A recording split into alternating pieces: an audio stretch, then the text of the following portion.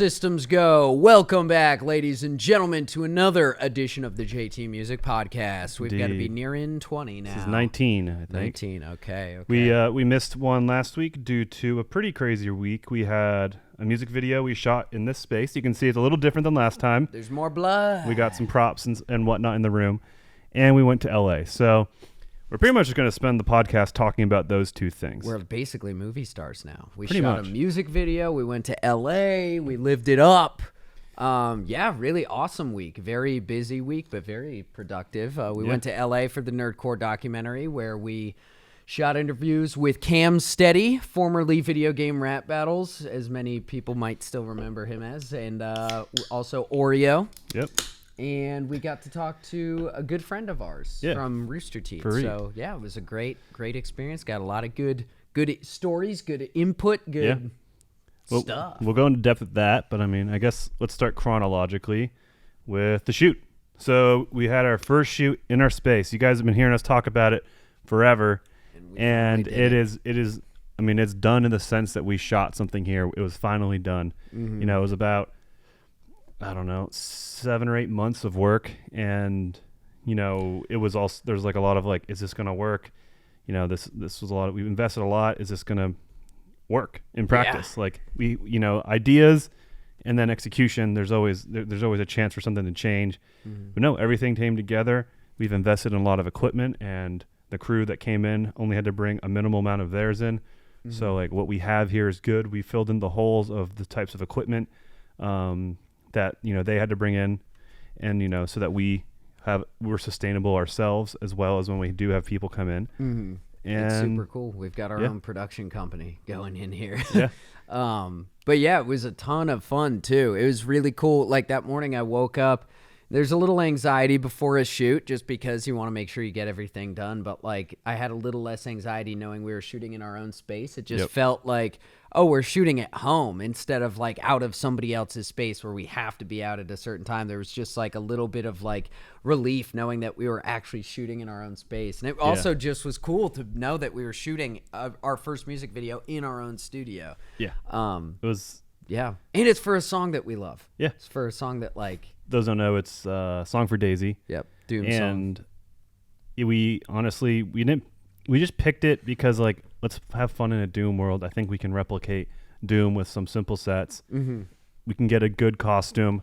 We went with the original Doom guy because it's lighter on the armor. Like the newer Doom guy is fully encased in armor. So we went with the retro Doom guy. And we had a rabbit. Like there's all these little like kind of things we could add to the project and do within the space. So it was the perfect test run, and it was a lot of fun. Mm-hmm. And then even myself, I wasn't in it, but I got to be a lot more involved with like pre-production and even just kind of being the producer on set, making calls and giving influence. And then even just getting BTS. Like whenever I'm in a video, which I like being in them, but when I am, it's really hard to get stuff, to get behind the scenes footage, to have that kind of marketing mindset. And then it's also very hard to kind of ad lib and like, because like when you're standing, you can contribute when you're in front of the camera, obviously, especially as us, the ones financing these things. But when you're behind and you're looking, a lot more ideas come up, and it was a lot of fun to just contribute a bunch of ideas on the fly that all seem to be really good ideas from the way the crew. Because like I've pitched ideas that were like but I was like banging out really good ideas. It was a really fun way to feel to contribute. Yeah. On the set that day, and just observing how they're using our equipment too. Yeah, that was and it was great having you guys doing all that, because then it allowed me to just focus on the song and having fun performing, which hopefully it translates when it comes out, because I had a ton of fun. I was so tired most of the day, ended up having an allergic reaction to the rabbit after the fact, but despite the exhaustion, I love this song like so much. Like I love most of the songs we've made live actions for, but we've done a few that like might have been a song that went really viral that maybe I'm just kind of tired of or just have exhaustion from in general. But this song, to be specific, I still love this song, so that just made it even more fun for me. But yeah, while you guys were pulling all the strings, it allowed me to just totally get in the zone and have a ton of fun in this amazing costume too. Yep. This costume actually fit me really well. I was worried it was going to look super derpy on me, and it only looks a little bit derpy. It actually fit really well, and it looked pretty cool. So that's because it's derpy looking.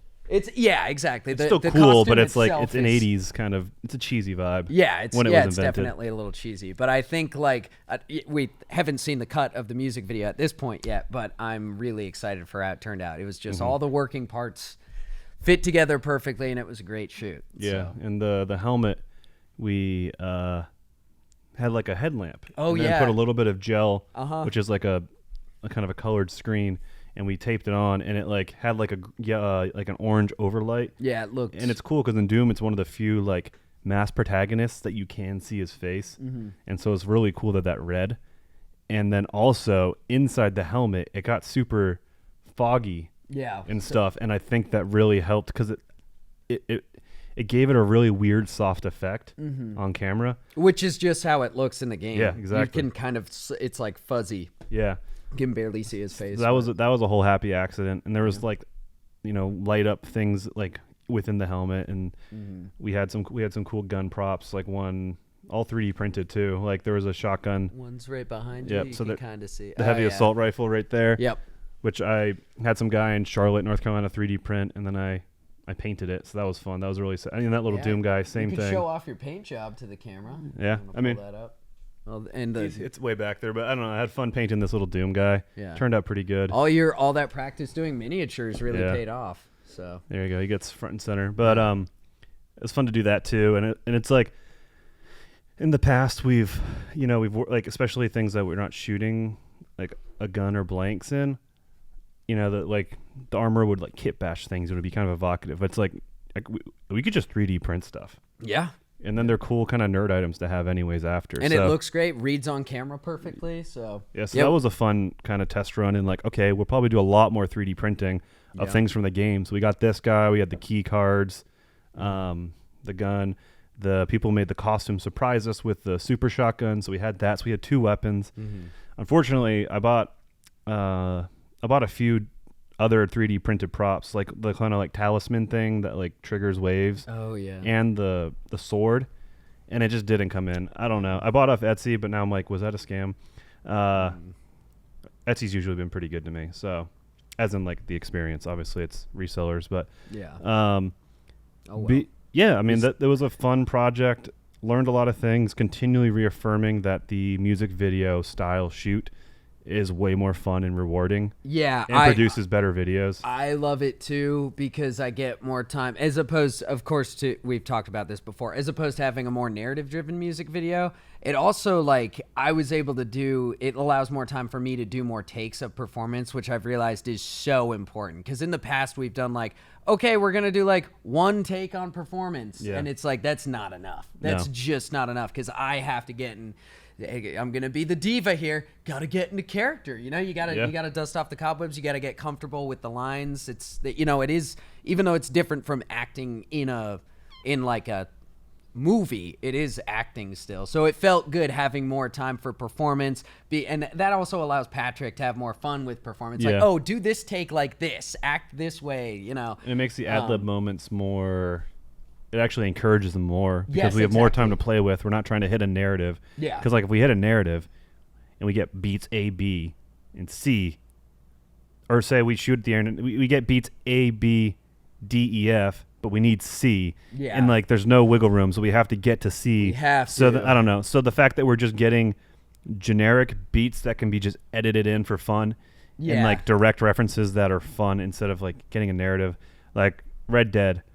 Really happy with how it turned out. Super cool project to be a part of. But we put a lot, probably too much into the narrative. Yeah, for sure. That took away from a lot of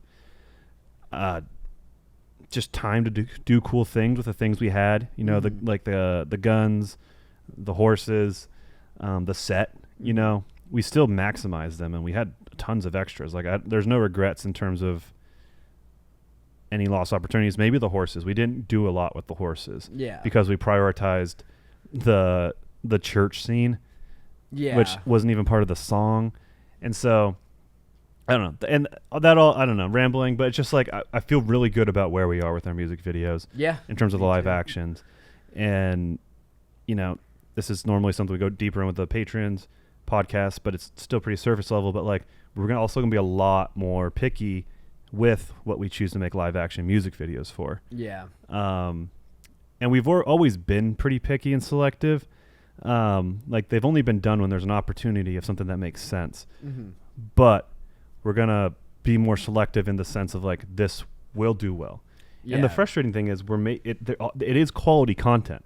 Mm-hmm. Like, why it doesn't do well is beyond me. It's obviously not reaching at it. Like, there's a disconnect somewhere, but it is like kind of ridiculous that this quality content isn't getting the traction. But I think with that said, we have enough experience to know that we can try and do certain things that will get that attention and traction. Yeah. So that's also a little change going into the new year. Mm-hmm.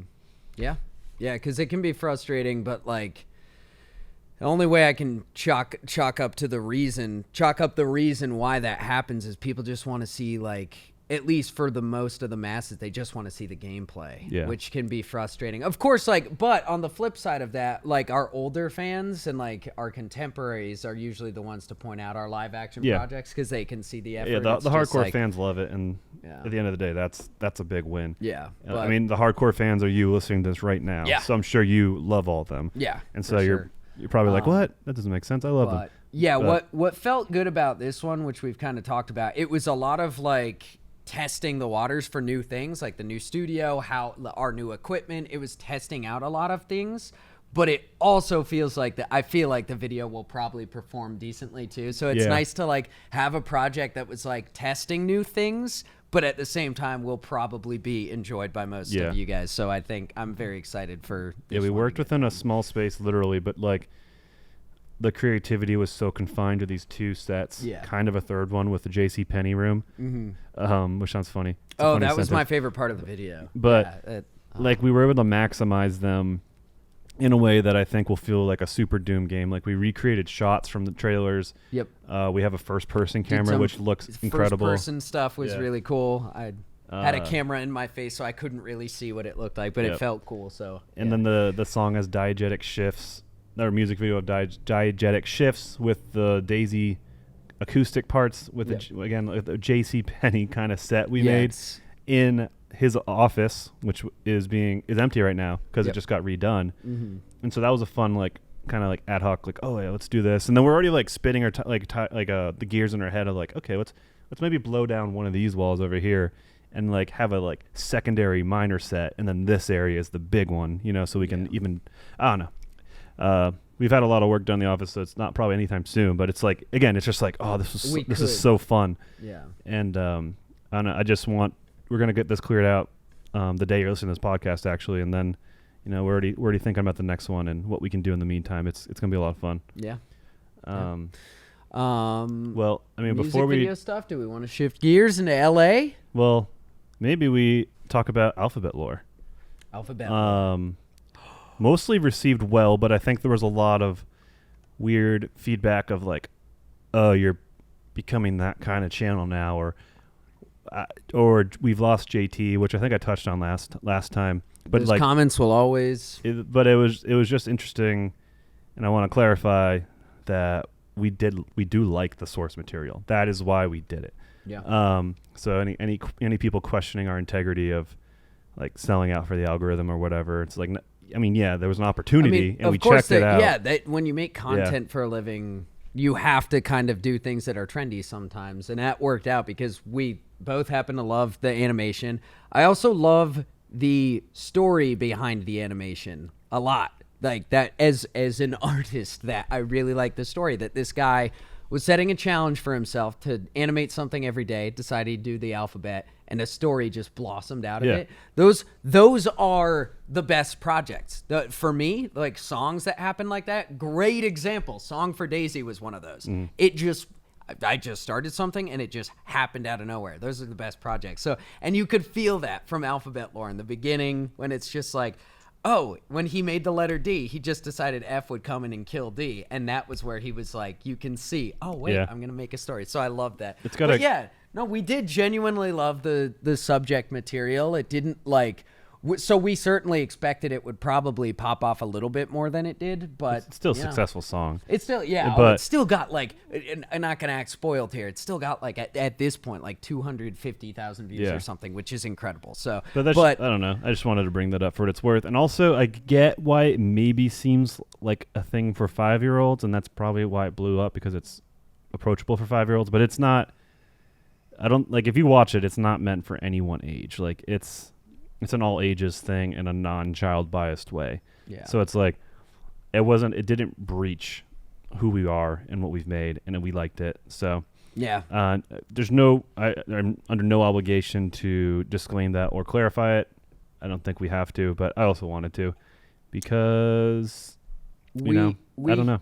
We here at JT Music like to cultivate an expectation that you cannot have any expectation for what kind of song you're going to get. I mean, that should be evident by now.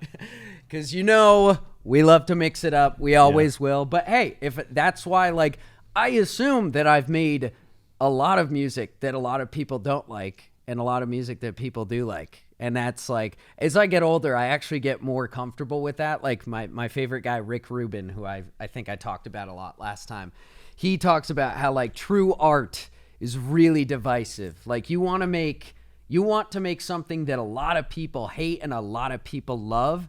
You want to make something that there's a good amount of people love, good amount of people hate, as opposed to most people just like. And when you really think about what he's saying, I agree with him. Like I would rather make something that like goes in, and I don't know. But I know I don't always do that. I just like that sentiment was all I was going to say. That sometimes the point being, sometimes we're going to make something you don't like, and that's okay. But we're going to do the stuff that we want to make. So deal with it.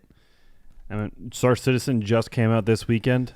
I don't know how it performed, but I think it shows that we're not pigeonholing ourselves to the algorithm by any stretch of the imagination. We are we're still doing our thing. Yep. We love Star Citizen, and I suck at it right now. I've gotten better. I will be good at it, but that's why we made the song was from a very real place of what it feels like to be a beginner in Star Citizen, because it's even though that learning curve is tough, it's such a fun game, and hopefully that came through in the song. So, but we did. Look at that. We're not. I would be surprised if the Star Citizen song, again, it's already come out at this point, so who knows? But I would be surprised if that one pops off. I'm not expecting it. Yeah. But Star Citizen is starting to become a little more relevant. Like now that the game is getting a little closer, so hopefully we ride some sort of trend with it. That's always the hope. You want whatever project you're putting out to perform well. Yeah. But not expecting it, but still, it was a fun project. You got to machinimate a little bit. So, and hopefully we do. I do want to do more Star Citizen. It's the most footage songs I've ever harvested. Yeah. Like I get all the footage and I cut it down to only the good stuff, so that when it comes time to piece the video together, I know where I can just bring everything over and like, okay, that clip's here, blah blah blah, whatever. And like most games, music videos, I usually can like find 8 to 15 minutes of good footage. Sometimes I have to make do with like 6 or 8. Yeah. And then something like with Venom, I had to make do with 2 minutes for a 3.5 minute song, which means there's a lot of repeating. Anyways, with Star Citizen, I have 52 minutes of footage, which is insane. It's like hundreds and hundreds of clips. And that just means the video can be that much better.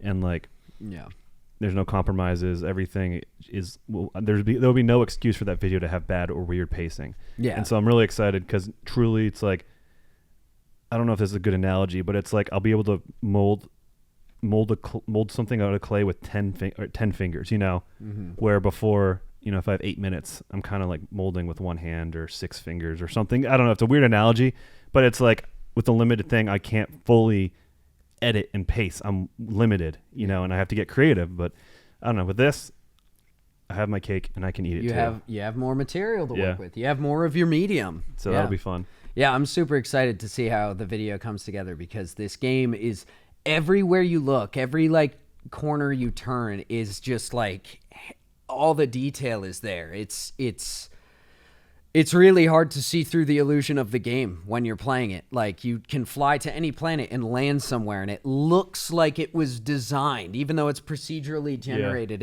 Every direction, every angle you look is like the detail. It's cinematic. So I think it'll be cool to pair. I'm excited the way I'm picturing it. Like, because the song is kind of comedic because it's about like being a beginner, being a noob in Star Citizen. So pairing that with like, obviously the instrumental is it's like synth wavy, kind of cool, mysterious vibe. Pairing that with the cool, beautiful footage that's going to be like super cool to look at with the comedy in it. I think it's going to be a fun one. So it's a very serious high risk. What's the word? High risk barrier of entry. Oh yeah. It is a high risk, high reward game, or high risk, low reward. And it's a high stakes game. What I'm trying to say is it does have a lot of humor too, though. Yeah. Like there's weird, goofy items in the game. It still doesn't take itself seriously, despite playing with real world rules and physics and like getting down nitty gritty with like your ship and turning it on and like diverting power and all these different things. So the game's got a humor side. So I hope that a lot of the community of Star Citizen, not only our fans, but like people of Star Citizen community, come in and see it, enjoy it too. And I think it'll be relatable on that front of people who look back to when they were a beginner, to people who are beginners right now, or people who haven't played the game, and they can kind of get an idea of like, oh, that's kind of the experience. But it's like, despite all the jokes and cracks at the game, for the sake of the comedy of the song, it doesn't, like, everyone that's playing this game loves it and accepts those quirks. Yeah, and which you learn to. It's frustrating, but it's just like you roll with the punches, and it's like there's so much promise there. It's so much fun that you just are cool with it. That was my biggest concern, which I think we're okay with the song, is like I didn't want to make too many jabs at the bugginess of the game, but the community is so aware of it that like you kind of have to reference it in terms of making a song, because we wanted the song to appeal to the community, like John just said. So like we make some punches at the game, like about how the star map sucks, or I guess just the frustration of having to take your helmet off to eat food and then dying because you went out an airlock, which is more just a stab at myself, honestly. But then there is a line in the song that's like, once we're working out the kinks in the cosmos, but once we get the wheels up, we'll never want to come home. Which is true. Like the first time I played this game, I felt like, okay, this might have a bit of a learning curve, especially for me. Like I'm the kind of gamer that I can get good at a game, but it just takes me a long time, which I guess is true for like your average gamer. But I could see right as soon as I started it, I saw that like there is there's something real here. There's something with that game, and I think that's why it had a 70% retention rate. With the trial, which again, I didn't know. That's like crazy for a game, right? Like games usually have like a 10% retention rate. Like across the board, super generic retention rates are like 10% accepted good. And it's like I mean, this is essentially waxing poetic more, but it's just like if you're into sci-fi and you like Star Wars and like Battlestar Galactica, Star Trek, anything like that, or any adjacent kind of sci-fi, and you play the game and you got a good Sherpa, or you play the game and you're just that driven, like it won't take long. Just like it's like a Jimmy Neutron brain blast moment. Like oh my God. And even like if I can't do this thing in this game right now, or there's limited options on this like kind of career path, it doesn't matter, because you're like, this is where it is now, and like what can it be? And it's always going to be iterated. It's got so much money invested. It's not going to stop being a thing. And then you forgive any lack of features, which it's pretty feature rich as it is right now. Is forgiven by the fact of the emergent gameplay, which again we touched on last time, but like the moments that you make with your friends are so fun. Even if it's something as simple as, I got a ship called a C2 Hercules, which is a huge ship with a huge cargo area, and like the front and the back ramps come down, and so you can like fly something in, and you can actually fly something through it, which is pretty cool. Oh wow. But we were just like testing out, like, can a ship fit in here? Can we fit two ships? Can this ship be a carrier where we can make long jumps and then get our little sprinter fighters out and like kind of multiply and attack, you know? Can I do a quantum jump while I'm hovering inside of the cargo bay with obviously going through? And like all these different like stupid things like that. How did that work? Did you try that yet? No, that's just an idea I just came on. Like that's like kind of how things can emerge. It's like, oh shit, we could do that. Yeah. I don't know. And the next patch, you know, maybe wait for the next patch, because that's going to change the game with like all the persistent tech of like shipwrecks staying, cargo staying, pirating, cargo hauling. There's going to be a whole new cargo hauling thing where there's this thing called the Hull Sea, which carries tons of cargo, and you can go and pirate it. You can go take cargo on, like with gravity wells, like whatever, and just take it and scoot. I don't know. It's like, it's so cool. The other thing I have to say before I forget, you were saying like what the game would appeal to people, like if you like space stuff. I have to say, if you liked Mass Effect, I think there's a good chance you'll like this game. But to me, this game feels like a real world, like an MMO Mass Effect. Yep.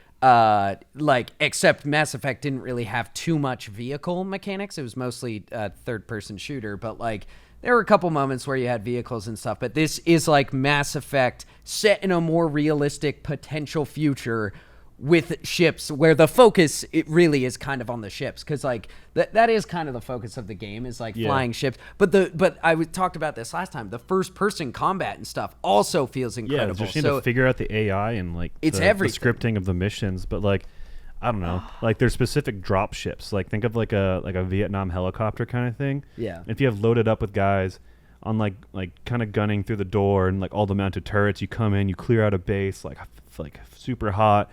And then you land the ship, and then everyone departs and goes into the bunker and takes it out. Yeah. Stuff's so cool. And like, what if you're in the bunker, but then the AI calls in reinforcements and other ships come in? So like, you should probably leave some kind of skeleton crew on the ship to then take off and fight.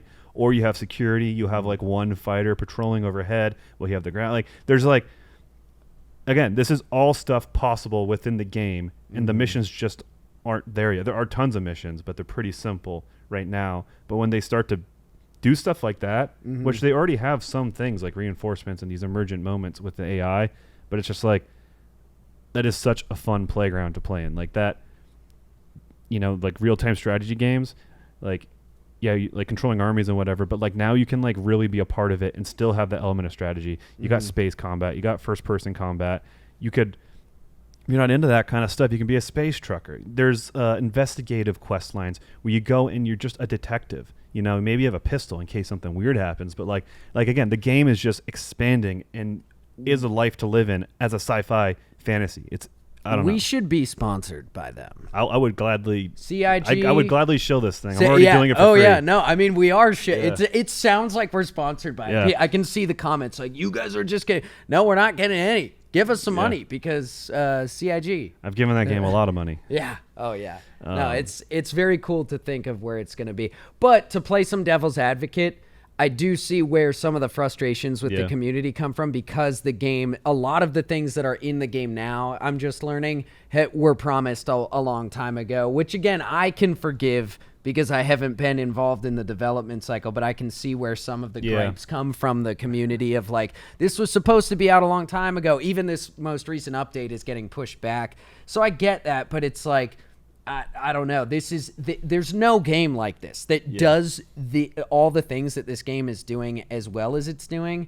So I get where the frustration has come with the constant delays, and it's been, in development for 10 years. But it's unlike any game you've ever played before. It's butts. It's nuts, dude. It's nuts in the butts. Yeah, I tried it out in 2015, and I was like, there isn't enough of a game here, but I believe in it. And I tuned out for 7 years. Yeah. And I came in now, and it's awesome. I think now is an okay time to come in. If you're interested, if we've piqued your interest, go look at it. On that note, I gotta give huge props to all the people who have been consistently playing this, because CIG has gotten a lot of props for listening to the community and actively engaging with what they want in the game. So not just shout out to the developers of the game, but the people who have been playing it, who have made it what it is today. I just realized like, I gotta thank those people. I mean, there's nothing like it in terms of the product, and there's nothing like it in terms of that it exists. And like, it's got, again, $500 million in funding, so that's why there's such a back and forth, like a good like one-way street of communication. So it's, that's truly unique. And then they have like 2 conventions a year in person, and it's like a trade show introducing the new ships, and there's so many companies in world, so it's like almost like you're in it. And then they even have like in-game seasonal events, which is nothing new, but it's so like real, I guess, in like in a thing. This is happening now. They have AAA actors acting in some of these trailers. It's a single player campaign too. Mark Hamill's in the single player campaign that will launch adjacent. I mean, I guess it's technically out the game, but like Mark Hamill's in it.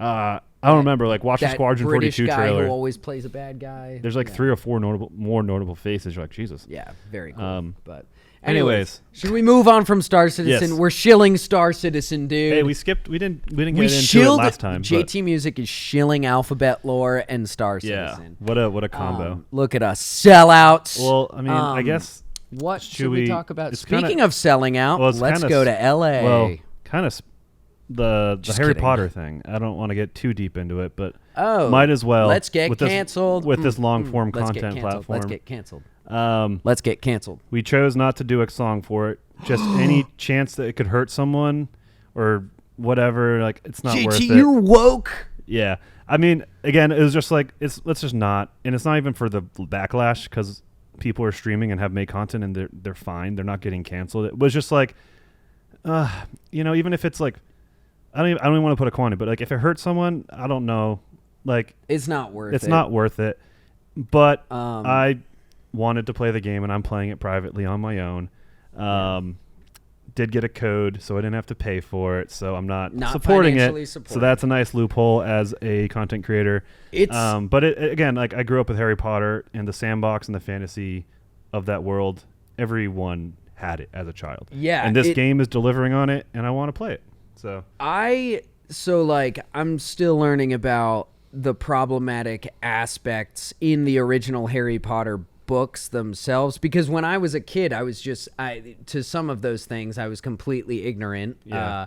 Growing up in a small town, also being a white kid growing up, I didn't really notice predominantly white area. You overlook the lack of representation. Like those things are, not that I'm or just ignorant on when there is representation, how it's exactly weirdly done, like Cho Chang. Like Cho Chang isn't a real name. Yeah, no, or there's just not a whole. So I get that, but some of the other stuff I just completely overlooked because it was just this mystical kind of fairy tale that as a kid. And it's so weird because Harry Potter is inevitably a huge part of our culture. Yeah. It's huge. When you think magic, you think wizard, you think two things, Gandalf and Harry Potter. Yeah. Like it's or more specifically Gandalf Dumbledore, Yeah. Or the fact that we like Dumbledore, like the concept of magic and sorcery, has been around, I don't know, probably for a while. But like we have Merlin, and then the next two most iconic wizards have come in the last 80 years, one of which came in the last 20 years. Yeah. So it's like, I don't know. It's very prevalent, and it's probably a huge part of why it's so polarizing. J.K. Rowling is a bona fide piece of shit. I don't get why she's such an asshole. Like, I want to be her therapist and talk to her and be like, okay, so J.K., can I call you J.K.? Rafflecopter.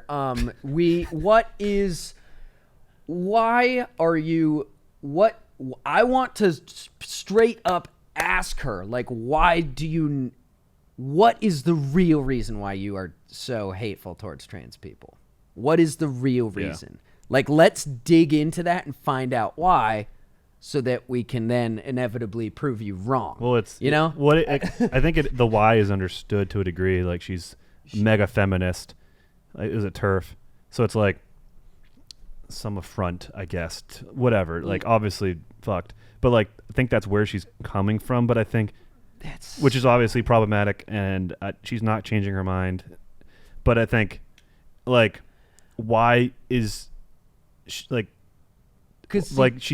it's such a vendetta. It's such a particular vendetta, and that's why there's so much traction of like, what is wrong with her? Don't support this. All these different things, because it's like she's so aggressively out there doing it. Like, there's so many people that are problematic that aren't this vocal about a particular subject. Yeah. And it's a fixation. That's why I genuinely want to dig into the reason, like, why? Like, why are you so vehemently hateful towards these people?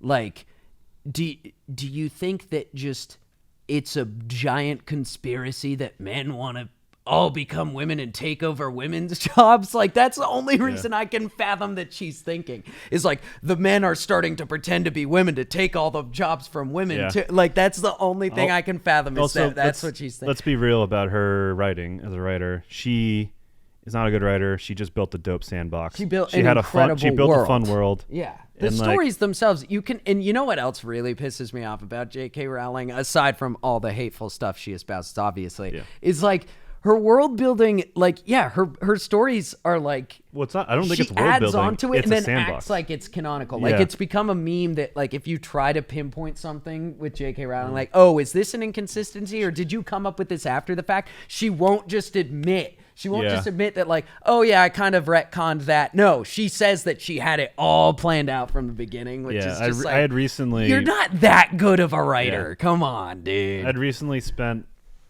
I don't know, like 2019 to 2021 re-listening through the books. And it's like, it's fun. Obviously, I put a lot of hours in, but, like, listening, it was also fascinating to pick up on, like, this is a huge plot hole. This doesn't make sense to something that was said 2 years ago or in the two books ago. This tone is completely different. Like, also, like, her world building is really bad in the sense that it makes the world feel very small, but also she talks about the vastness of this wizarding world, and there's, like, contradictions in that. Like she's trying. I think there's a lot trying to be said about, like, the pure blood wizards trying to keep it that way, and there's, like, they're dying off, and that's why they're so staunch. And, like, there's other people who don't care, but it's like it's there's no theming there. It doesn't make sense. It feels like just working with these weird things she's built. She's made a small world, like recurring names, like even like a professor in the video game is a Professor Weasley, you know, and then Sirius Plagiaulus, whatever his name is, Black, is the headmaster. And it's like one of the Blacks. Yeah, okay. I forgot his name, but it's a Black and. Not a black person. Yeah, no, it's a member of the Black family. We can have that in the Harry Potter world. Oh yeah, and then there's, like, fun names for everyone, and then, you know, you're introduced to a black owner of a shop, and his last name's just Brown, and then there's a Korean guy, his name's Moon, but, like, till that point, all the white people have cool, like, stupid mythical names, like yeah, something Pennyworth or whatever, and it's just like, okay, as soon as we get to the, like, minority, their name is their character, their race drives their name instead of just being a name. In that way, didn't they stick true to the books? Yeah, so it's like, again, the game is like J.K. Rowling's involvement was very minimal, but it's like there's some weird legacy kind of stuff that carried over. It's like, oh, come on, guys, that's the Hogwarts I know they legacy. Know better, but there you go. But I mean, our lock me up. I think we've touched on our stance on it. You know, respect everyone's decisions. But we love everybody. Yeah. We love trans people. Yeah. I don't care how you identify, what color, size you are. Doesn't matter to us. Yeah, and I think, like, weird that I feel like we need to say that. Well, yeah, I do think that might have gone without saying. More so, just saying, like, you know, don't play the game. That's your choice. Play the game. That's your choice. That doesn't make you a bad person. Yeah. It's a weird thing, but it's so huge to our childhood and cultural experience, and, like, yeah, maybe it's a material property. Like, why is cutting it off such a hard thing for you? But it's like, I don't know. It's messy, but, like, I wanted to play the game, and, you know, I don't think it's doing that much harm to how much good I can do and have done and will continue to do. So it's like, as a one person, that's not changing anything. And then also, she has lifetimes of money to spew her hate. So it's like, this stuff doesn't change anything. Like, sadly, in this case, you know, it's not changing anything.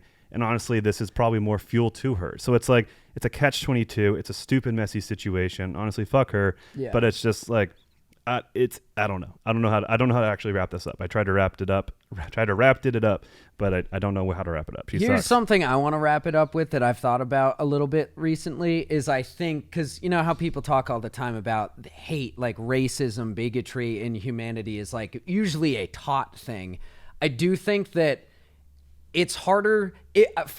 Here's an example. I think it would be harder for J.K. Rowling to convert someone to her hateful way of thinking than it would be for us to convert someone from a hateful way of thinking to realizing, hey, there's nothing wrong with trans people. There's nothing wrong with being, you know, like, I think that the conversion from hateful thinking to kind thinking is an easier conversion than, we're not going to be converted to being hateful bigots if we played the Harry Potter game, I guess. And I just think about that. It's something I think about sometimes to try to give me some faith in humanity again, that I do think, even though there's still a lot of hate out there, because there always will be, because humans, we're animals, that's what we do.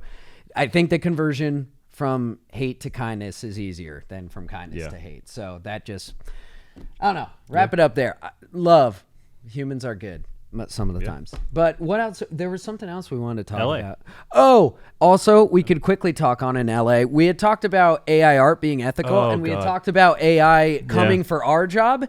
And it is. We talked about it a few weeks ago. I talked about, hey, if AI starts making music and starts writing lyrics, my job is in jeopardy. And now it is, because we have fucking robots that are writing stories and shit. But we played with Chat GPT or something like that, and then we played with 11 Labs, 11labs.io. Yes, and so which we only uploaded our own voices. We synthesized our own voices. If you guys haven't heard about these things, you want to give a rundown? Yeah. So Chat GPT is a persistent chat that is always learning within a particular chat, but also you can make it do things like write a story for me, and I'll write that story. I'm like, you know what, write chapter 2, and I'll keep writing write chapter. You can make a never-ending story, and it's not just like there's like over the past 10 years, it's like, oh yeah, AI wrote a script, and it's like just a parody. It's a joke. It's like funny and silly. It doesn't make sense. Yeah. But now it's real, and it's hitting it out of the park.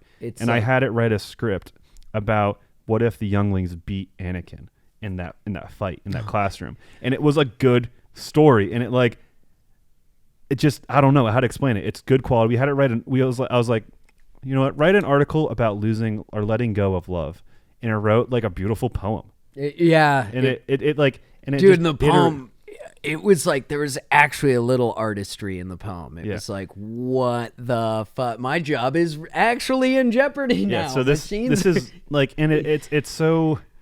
It's obviously pulling from like, I think probably everything. Yeah. But it doesn't feel super derivative. Like it feels like it is taking your request and is trying to do its own thing, which is insane.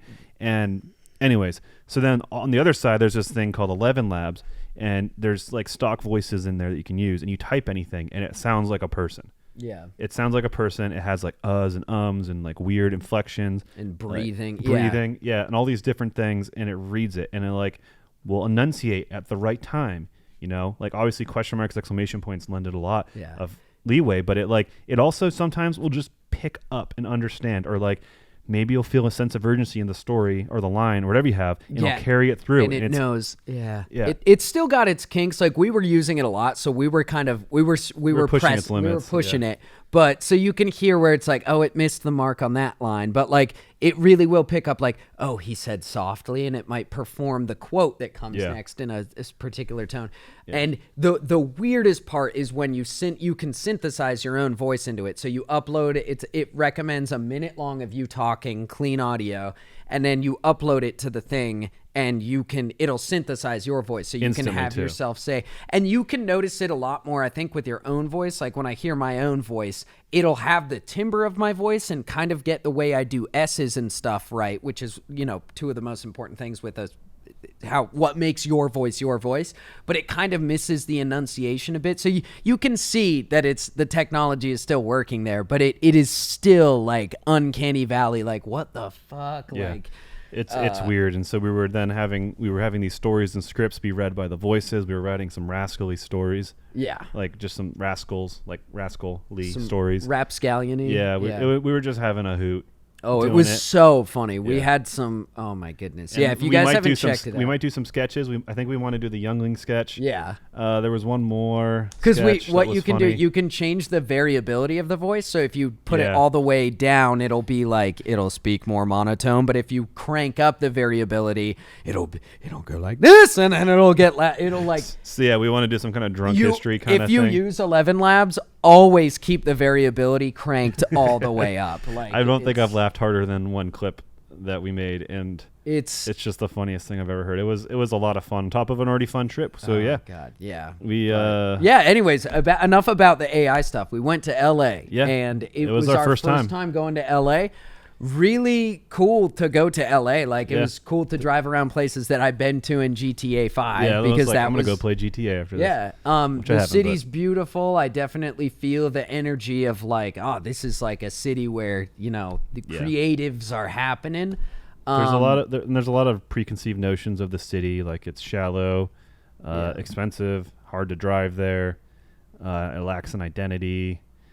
At least it lacks cohesion. It does, but it doesn't. It's hard to explain. It feels like, to me, it kind of felt like being on Coruscant a little bit. Yeah. Like a little bit. Just continuous. Yeah. And the driving, the infrastructure is horrible. Yeah. Like we were joking, now we get why that sketch on SNL, the Californians, and it's just a meme that Californians only talk about roads and routes and it's a flawed city.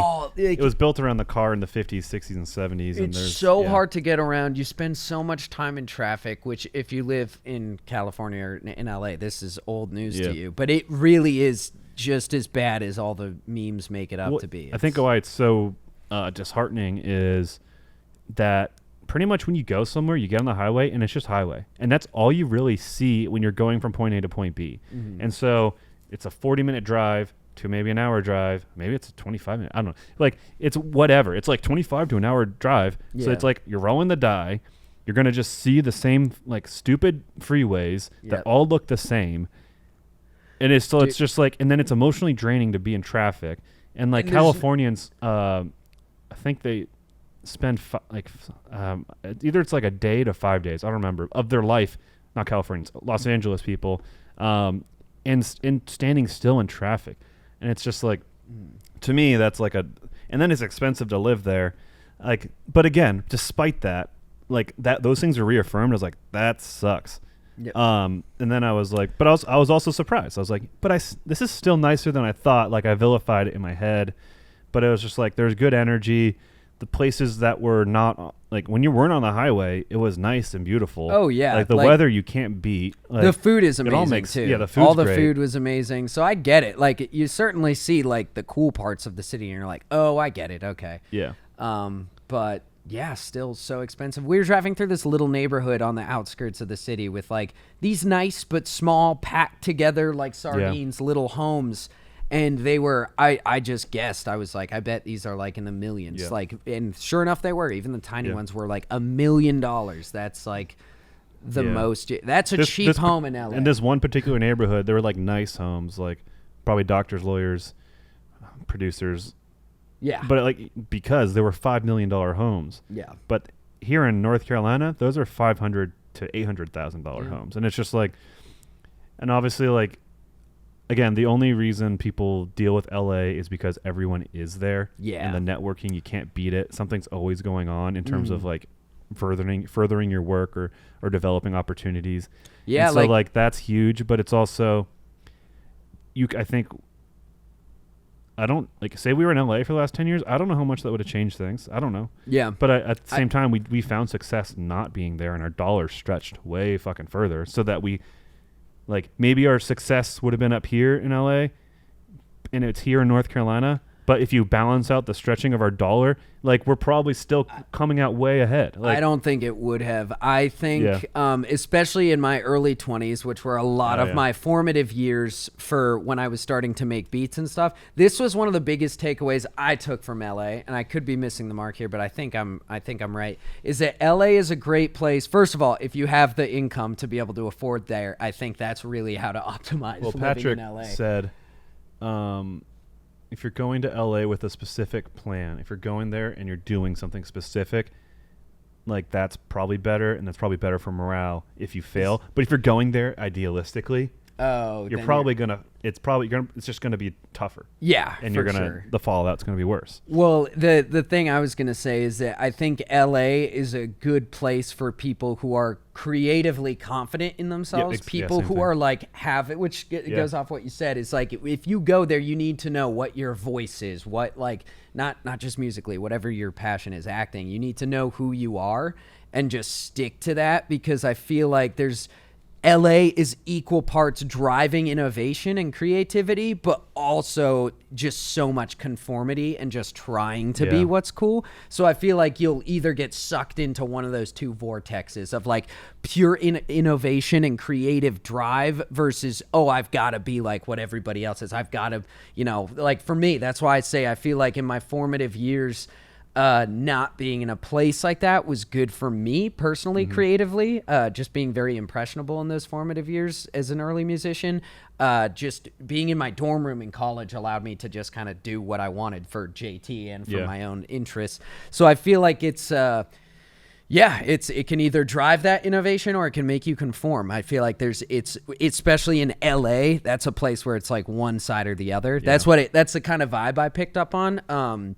So like now I feel like if we were to live in LA now, we'd probably do well because I feel like we've kind of established like JT music, what our vibe is overall. And as individuals, we feel pretty good about who we are. Yeah. Like there's a level of self-actualization hit, which just what you're speaking, like it would be tough to go there and not know who you are. Yeah. Or be confident or think you're something else and still be 23 and you don't know who you are. 23. Yeah, exactly. So most people don't. Yeah. It took me 32 years to learn who I was. So yeah. And anyway, so that's our still learning our take on the vibe and tone of LA and our impressions. It was cool though. It was cool. I knew it was going to be cool back. to visit. Yeah. Oh, definitely want to want to go back. It was so great hanging out with Cam. He's wonderful. He's a great friend. It was also cool to realize we know a lot of people here. Yeah, we do. So like, there's a reason to go. Anyways. Yep. So yeah, we hung out with Cam. Cam Steady. We got to spend time with him at Disney too. We got to hang out with Oreo a little bit. She took us to the greatest Thai restaurant I've ever been to, which was really cool.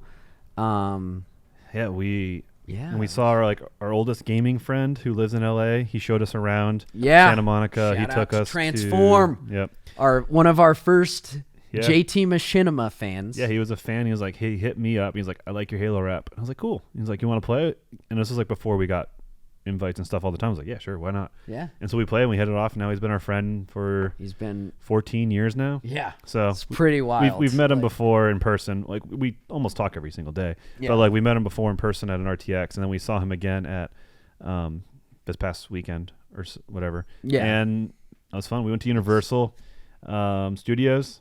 Yeah, he showed us around. 2 hours to spare. We saw all the studios, like Warner Bros., NBC. Amblin is there, like Steven Spielberg's. It was really cool to see, like, just where all the magic is happening. Like, they were in the process. It was cool. We could see where Joaquin Phoenix was probably at, like, because they were in the process of shooting Joker too. So it was like we're looking over there, like he's probably over there right now. Like, see the Back to the Future set. Yeah, like that, like city center they use for everything. Yeah. We got to see a lot of the city. We got to go to Disneyland. Mentioned that. We drove through. We drove through from like North Hollywood to LAX to go get the rest of the crew because they had a flight delay. Yeah. But we went through like Capitol Records and like through Vine in Hollywood or whatever those main, like with the stars. Like we went to the street with the stars. Yeah. And that was cool. I forget what it's called. Santa Monica. Nope, that's the beach. That's something. Who knows? No, who knows? Really? Something. Who knows the name of that street? But we didn't see any famous people. No. I expected to see more celebrities on the side of the road, but I guess we didn't. It was fun hanging out with Oreo. We haven't really had it. We've met her a few times, but we didn't really have a lot of FaceTime and like kind of one-on. It was usually in group situations, and it was like obviously just kind of us and her and. Really fun to hang out and get to know know her. Super cool, incredibly talented. Yeah, she's got. I didn't know she can shred the axe too. Yeah, she was jamming on the guitar. So that was fun. So and it's always cool to see everybody. That's my favorite part. See everybody set up and like kind of learn more about how everybody works and. Yeah. So it was great. And again, we met with Fareed, who is our account manager, more or less, with Rooster Teeth, and we got that kind of business perspective of content creation of Nerdcore. So we're adding more layers of perspective in the documentary. We're getting a former member of Funhouse, but not so much as a content creator. He does have a story of burnout, but he also, it's Lawrence. also get COVID, so we couldn't make it happen. So we're going to try and fly him out. Anyways, I'm talking about the doc where we're trying to get his perspective of community and niche because he's really focused on that and has an interest and fascination in that. So it's like we can get that. We have the business perspective. We're getting the community and niche perspective from Lawrence, and then we're going to get like an overarching history of Nerdcore perspective and his personal story of Nerdcore from MC Lars. So like we're like it's coming together and like, okay, these are the holes we have to plug. Once we start seeing the drafts, then we'll know, okay, these are the holes to plug. But like it's coming down to the wire, not to the wire. It's coming down to be done with filming, and it's exciting to get down to that point. It's really exciting, and I feel like through the process, even though I haven't been as hands-on and involved with the documentary as like you and Patrick, but like from what I have seen and going on these trips recently with you guys, is like I feel like I'm just learning more about what makes and I know this is the point of the documentary, is what makes Nerdcore, but specifically for us, like really starting to learn. And it's also this is also coming with as a product of us changing gears and trying to like, okay, we're going to focus on like what we love this year, but also maybe some trendy things too, is like specifically thinking, what do JT music fans love, and learning about what has brought you guys to us is something that this documentary is starting to make me think about more. Because for years, it just felt like, you know, we were making songs about games and stuff we loved, but there was no, in the early years, there wasn't much of a plan. It was more so just passion being exploded like, and it's this game looks cool. Out. Let's do it. Yeah. We are playing this game. And I wouldn't change that. I'm saying like I love that, but it was a lot of like just kind of guess, just kind of try. And now we've kind of honed our craft a little more. And it's interesting to watch as we've developed like, now we're learning more about, wait, what was it that really brought people to JT Music because of Join Us for a Bite or the Cuphead rap? And it all comes back to Fareed. I don't want to give away parts of the documentary, but Fareed was talking about at one point about having respect for whatever it is, the topic that you're covering, the game you're playing, the subject matter, like specifically through the lens of Nerdcore, the thing that you're making a song about. Yeah. And I think that's what makes Nerdcore so great. It's like there's love and a respect for whatever it is we're making a song about, whether it's a Halo rap or a GTA rap. And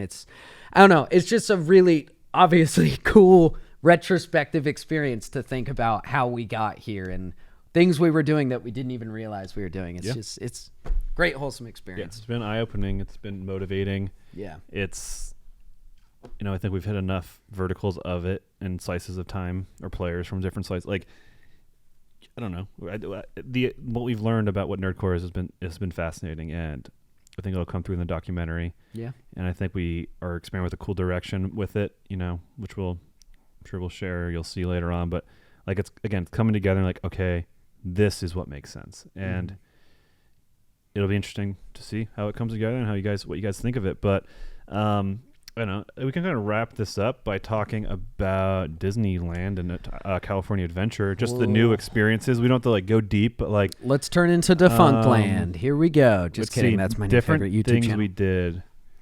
Unfortunately, Indiana Jones is down for refurbishment, and so was the Haunted Mansion. So that was a bummer. But we did Pirates, and I didn't realize that Pirates in California was longer and better. So that was neat. It was so amazing. Yeah. I love Pirates, and the fact that they had a little bit. Well, I don't want to spoil the ride. Yeah. I guess it's not that big of it. They kind of go underground. It was just longer. It's just longer and more. A little bit more thrills, which isn't what the ride's about. But I love dark rides. We also did Space Mountain, the one obviously in California. Made us all sick. I don't think I need to specify that, but like, it gave us all vertigo. We were all fucked up for the first part of the day. We got off. We were all like, "Yeah, that was really fun." Yeah, and it's I'm not so happy to be here. It's not the roller coaster in darkness. There's a tunnel where like roller coasters have to climb. There's like spinning lasers in the wall, dude, and then above you is a revolving projection of space, and you feel like you're corkscrewing, and it messes with your brain. Yeah. And so for a half hour, I was walking and drifting to the right, and like anxiety in my brain was like, "Oh man, you're losing it. This is it. Something's wrong with you." And then like someone said vertigo. I was like, "Oh," and someone else was saying they were experiencing it. I was like, "Okay, cool. I'm not dying." Yeah. But it messed with me, and I love Space Mountain. But it's like, you know what? I'm +1 to the Florida rides in that regard. Yep. +1 to California for Pirates, though. Yeah, Pirates.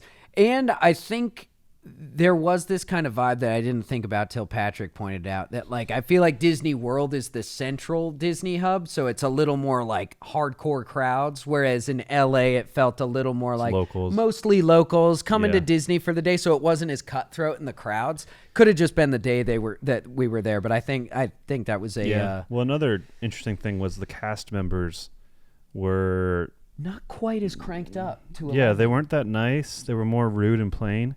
Just whatever. But it was more like regular theme park. Yeah, they're like employees. theme park kind of employees. Whereas in Disney World, they're very very cranked up to 11. Very friendly. So. Like you never. It's always a smile, and they're happy to help. There's no stupid questions. They don't look tired. I'm sure they're tired, but like it was just different. It was very interesting to see. Yeah. And that's not to say there weren't like the motivated kind of people who like got into it and were super friendly in California, but like it's just it was almost half and half. Like half were just like kind of semi rude and tired. I'm sure they're dealing with like assholes all day. Like, don't get me wrong, but like, it also the people in Florida do too, and so it's an interesting kind of contrast. No, there was definitely a noticeable difference. And it's not like we're saying anything specific that it necessarily made it worse. It was tonally just different. like, tonally very different, and but we got to do Matterhorn, which was a lot of fun. One of the first roller coasters. Yeah, it was like the big first thrill ride there. Yeah. In terms of things that are different there, I'm blanking. We did Splash Mountain. We did the Buzz Lightyear Astro Blaster thing. Yep. We did Thunder Mountain. We squeezed as well. in a lot. We finished the park. Yeah. By 11. Credit Coaster was great. Oh yeah. So then we went to California Adventure, which was like I could like carry over my Florida knowledge to the Disneyland park and just my knowledge of the history of Disneyland, and like we kind of banged that out. But then Cam met us, and we went to California Adventure. And I was like hit with a new feeling. Like, I don't know this park. It was a weird like, oh no. But Cam knew it like the back of his hand. We did the Marvel Land. Yep. The Avengers Campus. Marvel Campus was cool. Yeah. I'm a Spider-Man. I got one of the high scores on the Spider-Man ride. The Spider-Man ride was cool.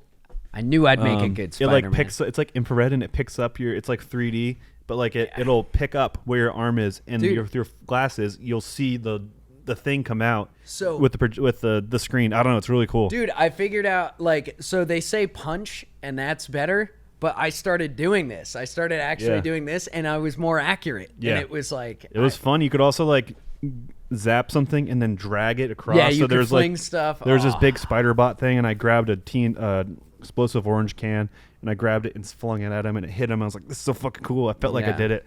I don't know. And then we did the Guardians ride, which is the refresh of Tower of Terror, and they knocked it out of the park. Oh cool my ride. God, I was so tense. Yeah. I was like, oh, my abs were so tight. Felt like I was gonna. But it's a lot of fun with the hijinks of the Guardians and the music, and like they got rid of the dark ride feature of Tower of Terror. Yeah, which I didn't know. So like when I was like, the ride's starting now, and you're like my brain was processing. Oh, we're going. I don't know. And Credit Coaster twice. Yep, had to get that twice. One on Soarin'. I mean, that was. The queue was better in California for Soarin' than the queue in Florida, but same ride. Yeah. But I don't. Cars. The Cars ride. Cars ride was super fun. I've never seen Cars. Me neither. But that was like a way better version of Test Track. Yeah. Which is an Epcot. Like the Cars ride is amazing. Yeah. Super cool. Oh, we did the Star Wars stuff too in Disneyland, but that was just the same. Yep. Same thing. But yeah, that was for those of you that know Disney, that was maybe interesting. Those of you that don't, sorry. But that was, again, this was meant to be a podcast where we talk about our music video shoot and LA, but I think we got some other topics in there. So we just got to talk about the fun. We got to do a lot of fun stuff the past couple weeks. So you guys get to hear about it. Indeed. Yeah. Well, thank you all for your support so that we can do these cool things. Yeah, no, there's been a lot of that lately. There's been a lot of points like when we were in LA just thinking, wow, we're doing this right now all because we started making that Halo rap in 2008. Like the butterfly effect, really. And I know it's cheesy to say, but you guys are part of this journey too. For ever listening to a single JT Music project, anyone who listened to one play, you helped. Even though if you listened to it once and then you made fun of us, you still helped. So you still helped, gotcha. Even if you're a hater, that's okay. Anyways, thank you guys for hanging out and listening. We'll see you next time. Bye. Bye.